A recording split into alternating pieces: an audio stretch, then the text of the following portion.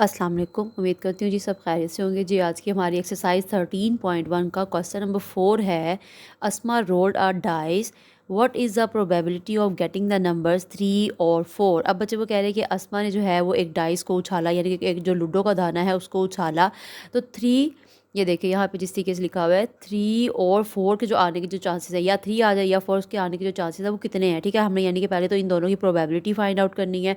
Then also find the probability of not getting the number 3 और 4, यानी कि पहले हमने इनकी प्रोबेबिलिटी फाइंड आउट करनी है कि कितने इनके चांसेस है आने के, और फिर हम लोगों ने इनका कॉम्प्लीमेंट फाइंड आउट करना है। ठीक है, तो चलिए बच्चे काम स्टार्ट करते हैं। सबसे पहले तो हमें पता है कि जो हमारे पास सैम्पल स्पेस है, यानी कि अगर हम बात करें पॉसिबल आउटकम्स की, कि अगर हम एक लूडो को दाने को उछालते हैं तो कितने पॉसिबल आउटकम्स आ सकते हैं, तो वो बच्चे हमने उसको एस इज इक्वल्स टू पहले सेट की शेप में ऐसे लिख दिया। ठीक है, तो वो हमारे पास कितना होता है, जो लूडो का बच्चे दाना होता है उसकी कितनी साइड्स होती है, 6 होती है ना। मतलब कि आपके पास अगर आप एक लूडो के दाने को उछालते हो तो आपके पास 6 जो पॉसिबल आउटकम्स है वो आ सकते हैं। ठीक है, जिनमें से हो जाता है 1 2 3 4 5 एंड 6। अब नंबर ऑफ एस क्या हो जाएगा, हमारे पास 6 हो जाएगा। अब उसके बाद बच्चे ए हमारे पास क्या है, अब वो ना हमें उन्होंने क्वेश्चन में खुद से डिमांड किया है, उन्होंने हमें अपनी एक्सपेक्टेशंस बता दी हैं कि आप या 3 और 4 दोनों, इन दोनों के बारे में आपने बताना है।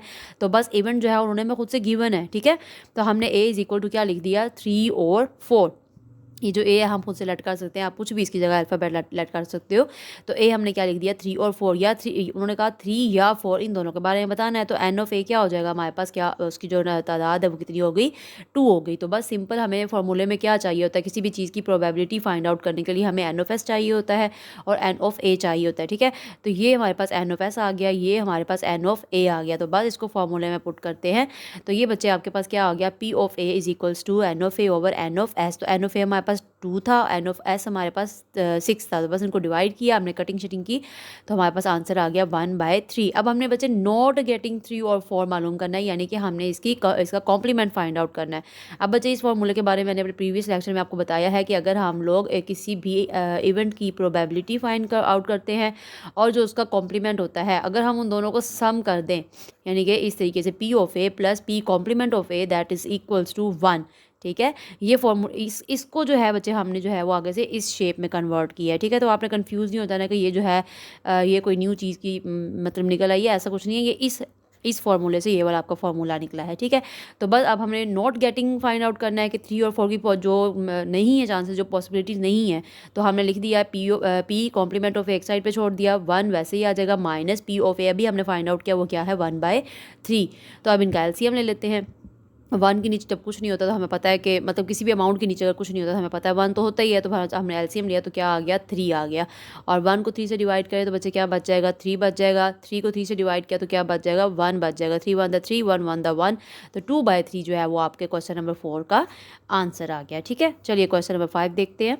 जी, Abdul Hadi labelled cards from 1 to 30। ठीक है, अब वो क्या कह रहे हैं कि अब्दुल हादी जो हादी है ना, इसने कार्ड्स को 101 से लेकर 30 तक जो है ना वो नंबर लिखे हैं इसने। मतलब के बच्चे क्या है इसमें कि उसने कार्ड्स लिए हैं, उसके ऊपर 1 से लेकर 30 तक की काउंटिंग लिखी है। ठीक है, हर कार्ड के ऊपर एक एक जो है वो नंबर लिख दिया उसने। And put them in a box, उसने और उन जो कार्ड्स है ना उनको एक बॉक्स में रख दिया। He selects a card at random, उसने रैंडमली जो है ना वो कार्ड्स अब पिक किए हैं। ठीक है, what is the probability that selected card containing. अब आगे से उन्होंने बच्चे हमें जिस तरह प्रीवियस क्वेश्चन में पार्ट्स दिए थे ना कि आप ये फाइंड आउट करें, ये फाइंड आउट करें, सेम ऐसे ही इस क्वेश्चन में भी उन्होंने हमें जो है वो डिफरेंट नंबर्स के पार्ट्स दिए हैं। तो हमने उन नंबर्स की प्रोबेबिलिटी जो है वो क्या करनी है, फाइंड आउट करनी है। जी, तो हम लोगों ने बच्चे हम जो है इसकी प्रोबेबिलिटी फाइंड आउट करनी है। तो फर्स्ट पार्ट में वो हमें क्या कह रहे हैं, द नंबर 25। अब बच्चे सबसे पहली चीज़ क्या है, हम लोगों ने एन ऑफ एस देखना है। अब उन्होंने हमें खुद से बता दिया है हमारे पास जो कार्ड्स की तादाद है, जो हमारे पास पॉसिबल आउटकम्स हैं वो कितने हैं, वो उन्होंने हमें 1 से लेके 30 तक कहा है, खुद से कहा है। ठीक है, उसके अंदर से अब डिफरेंट नंबर्स जो है हमें कह रहे हैं कि आपने इसके प्रोबेबिलिटी फाइंड आउट करनी है, इसकी करनी है। जैसे कि यहाँ पर उन्होंने हमें 25 भी कही है। अब 1 से लेके 30 तक हमारे पास क्या है, पॉसिबल आउटकम्स हैं। तो एन ऑफ एस हमारे पास क्या हो गया, 30 हो गया। अब बच्चे हमने N of A find out करना है कि 25 जो है वो कितने बार आ सकता है। तो अगर आप देखो 1 से लेके 30 तक अगर हम देखें तो 25 एक बार ही नहीं आएगा, तो एन ऑफ ए हमारे पास क्या हो सकता है, यहाँ पे अगर पहले तो हम लिख लेते हैं ना कि ए हमारे पास बराबर है नंबर 25, यानी कि जो क्वेश्चन में उन्होंने डिमांड की है हमसे। तो एन ऑफ ए हमारे पास कितना आ जाएगा जी, 1 आ जाएगा। क्यों? क्योंकि 1 से लेके 30 तक अगर हम देखें तो 25 है वो एक बार ही आ सकता है, ठीक है। तो बस P of A is equals to N of A over N of S. N of A क्या आ गया 1, एन ऑफ एस क्या आ गया 25। तो ये हमारे फर्स्ट पार्ट का आंसर आ गया। सेकंड पार्ट है नंबर बिटवीन 17 टू 25। अब हमने सेकंड पार्ट की जो बच्चे प्रोबेबिलिटी फाइंड आउट करनी है वो क्या करनी है, 17 से लेकर 25 तक के जो नंबर है ना उनकी हमने प्रोबेबिलिटी फाइंड आउट करनी है। तो हमने इसको नाम दे दिया बी का। B is equals to number between 17 to 25। तो एन ऑफ बी क्या होगा, अब बच्चे आपने 17 से लेके 22 तक नंबर काउंट करने हैं कि कितने फेवरेबल आउटकम्स आ सकते हैं, ठीक है।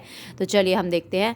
अब ये मैंने एन ऑफ बी लिख दिया, N of B is equal to 6। अगर आप बच्चे 17 से 22 तक काउंटिंग करोगे ना तो आपके पास दरमियान में 6 डिजिट्स बनते हैं। तो एन ऑफ बी क्या आ गया 6 हो गया। एन ऑफ एस जो है वो ऑलरेडी उन्होंने हमें 1 to 30 दिया हुआ है, तो हम लोगों ने क्या लिख दिया 30 लिख दिया। तो P of B is equals to N of B over N of S. तो एन ऑफ बी हमारे पास 6 आ गया, एन ऑफ एस हमारे पास 30 है, तो हमारे पास आंसर क्या आया 1/5। अब थर्ड पार्ट देख लेते हैं बच्चे। थर्ड पार्ट में वो कह रहे हैं नंबर एटलीस्ट 20। हम लोगों ने क्या देखना है कि जो हमारे पास कार्ड्स हैं ना 1 से लेके 30 तक के जो कार्ड्स हैं उनमें से हमने वो नंबर पिक करने हैं जो एटलीस्ट 20 हों। अब एटलीस्ट 20 का क्या मतलब होता है कि बच्चे जब हमें एटलीस्ट का वर्ड यूज़ हो जाता है ना और आगे कोई भी नंबर होता है तो उस बात का ये मतलब होता है कि वो जो नंबर है ना, ये जो आपके पास नंबर गिवन होता है वो लास्ट लिमिट है, उससे छोटा नहीं होना चाहिए, उससे बड़ा हो सकता है, उससे छोटा नंबर नहीं होगा। तो अगर आप 1 से लेकर 1 to 30 हमारे पास नंबर है ना, अगर आप 1 से लेकर 30 तक में अगर एटलीस्ट नंबर हम 20 पिक करते हैं तो 20 से अगर आप 30 तक जाते हो तो आपके पास दरमियान में कितने जो है वो फेवरेबल आउटकम आ सकते हैं वो हम काउंट करके देख लेते हैं। पर पहले हमने क्या किया, C is equals to number at least 20। अब इसके बाद क्या हम करेंगे, N of C that is equals to 11, यानी 20 से लेकर 30 तक काउंट करेंगे तो बच्चे आपके पास जो है वो कितने डिजिट्स आ जाएंगे, 11 आ जाएंगे। एन ऑफ एस क्या है हमारे पास, वो 30 रहेगा। तो P of C is equals to N of C over N of S, और बस आप वैल्यू पुट करो और ये आपके पास आंसर आ गया। उम्मीद करती हूँ आपको समझ आ रही होगी। ये सारे जो आपके पास पार्ट्स गिवन है ना, ये आपने 1 से लेकर 30 तक की ही चीज़ों को जो है उसके अंदर रहते हुए अपने आंसर्स निकालने हैं, ठीक है। अब फोर्थ पार्ट है नंबर नोट 27 एंड 29, यानी कि आप लोगों ने क्या मालूम करना है हमने। अब इसमें ये हो सकता है कि हम 27 और 29 को निकाल दें और बाकी जो नंबर रह गए उनको काउंट कर लें, तो ये भी आपका आंसर आ सकता है। अब इसमें हमने क्या करना है, पहले तो हम इनकी जो है प्रोबेबिलिटी फाइंड आउट, बल्कि पहले देखते हैं इन्होंने किस तरीके से किया है, फिर उसी हिसाब में हम डायरेक्ट जो है वो कर लेते हैं, ठीक है। तो अब बच्चे यहाँ पे क्या है, हमने जी इसको इस सेट को डी का नाम दे दिया। D is equals to number not 27 and 29, यानी कि 27 और 29 नहीं होना चाहिए, बाकी तमाम नंबर होने चाहिए। तो चलिए देख लेते हैं। तो एन ऑफ डी क्या बनता है, अब देखो 27 और 29 को निकाल दो तो पीछे कितने डिजिट्स रह जाएंगे, टोटल हमारे पास कितने हैं 30 हैं। 30 में से ये 2 निकाल दो तो पीछे क्या रह गए 28 रह गए। ये हमारे पास फेवरेबल आउटकम्स है। तो एन ऑफ एस कितना है, वो हमारे पास 30 रहेगा। तो बस P of D is equals to N of D over N of S, values put करें तो आपके पास ये क्या आ गया, आंसर आ गया। उम्मीद करती हूँ बच्चे आपको समझ आ गई होगी। फिफ्थ पार्ट है number note between 12 to 15। Again ये भी उसी की तरह सेम टू सेम, तो बस हमने इसको ई का नाम दे दिया। Number note between 12 to 15। तो हम इसमें अब क्या करते हैं, अब n of E find out कर लेते हैं। तो 12 से 15 तक अगर बच्चे आप जो है ये देखें, अब 12 से लेके 15 तक अगर आप नंबर काउंट करो तो कितने नंबर बन जाते हैं हमारे पास, मिसिंग जो नंबर आ जाते हैं। अगर हम देखें 12, 13, 14 एंड 15, ठीक है। तो बच्चे आप क्या करोगे, 12 से 15 तक नंबर काउंट करो तो आपके पास दरमियान में 4 नंबर बनते हैं। उन 4 को आप 30 में से जो है वो माइनस कर दो तो आपके पास कितने बच जाएंगे, 26 बच जाएंगे। ये आपके पास फेवरेबल आउटकम्स है, ठीक है। उन्होंने हमें डिमांड खुद से की है कि आपने 12 से लेकर 15 तक के जो नंबर हैं उनको स्किप कर देना है। तो अगर हम वो नंबर निकाल देते हैं तो 30 में से हमारे पास कितने रह जाएंगे, तो वो 26 रह जाएंगे। तो एन ऑफ एस क्या है, वो तो 30 रहेगा। तो P of E is equals to N of E over N of S, that is equals to, अब एन ऑफ ई हमारे पास क्या था 26 ओवर 30। अब इनको आपस में कटिंग वगैरह कर दें, ये आपके पास जो है वो 2 पे कट हो जाएगा। 2 1 द 2, 2 3 द 6, यानी कि 13 हो गया, और ये आ जाएगा 250 द 30। तो ये बच्चे आपके पास जो है वो क्वेश्चन नंबर 5 भी सोल्व हो गया। चलिए क्वेश्चन नंबर 6 देख लेते हैं। जी बच्चे क्वेश्चन नंबर 6 में वो कह रहे हैं the probability that Ayesha will pass the examination is 0.85, ठीक है। अब उन्होंने बच्चे हमें प्रोबेबिलिटी यहाँ पे खुद से दे दी है, ठीक है। ये उन्होंने हमें आंसर खुद से दे दिया। इससे पहले हम लोग क्या करते थे, हम लोग अब प्रोबेबिलिटी फाइंड आउट करते थे, उसके बाद उनकी जो भी रिक्वायर्ड डिमांड थी वो पूरी करते थे ना। तो यहाँ उन्होंने हमें खुद ही बता दिया कि उसकी प्रोबेबिलिटी ये है 0.85। What will be the probability that Ayesha will not pass the examination, यानी कि उन्होंने प्रोबेबिलिटी हमें दे दी, हमने उसका कॉम्प्लीमेंट फाइंड आउट करना है। तो बस let A is equals to Ayesha pass the exams. तो पी ऑफ ए ये डायरेक्ट हमारे पास इसका आंसर आ गया। हमें अब इसमें प्रोबेबिलिटी फाइंड आउट करने की ज़रूरत नहीं है, ठीक है। ये उन्होंने प्रॉपर हमें आंसर दे दिया। तो पी ऑफ ए क्या है जी 0.85। अब नॉट गेटिंग वाला जो है उन्होंने हमें रिक्वायर्ड किया है, मतलब उनकी डिमांड ये है कि हमने उन्हें ये बताना है कि कितने चांसेस जो है वो नहीं है उसके पास होने के, ठीक है।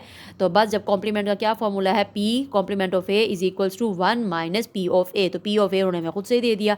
तो बस इसकी वैल्यू पुट करें तो हमारे पास जो है वो इसका कॉम्प्लीमेंट आ जाएगा। तो यहाँ बच्चे हम पी ऑफ ए लिख देते हैं, P complement of A is equals to 1 minus, अब पी ऑफ ए हमारे पास क्या है 0.85। जब इनको बच्चे हमने आपस में माइनस किया तो हमारे पास आंसर क्या आ गया 0.15। तो यानी कि इतने चांसेस है कि वो पास नहीं होगी। तो ये बच्चे आपका जो क्वेश्चन नंबर आई थिंक ये कौन सा है 6, तो जी आपका क्वेश्चन नंबर 6 भी सॉल्व हो गया। उम्मीद करती हूँ आप लोगों को समझ आ गई होगी। ओके जी, थैंक यू, अल्लाह हाफिज़।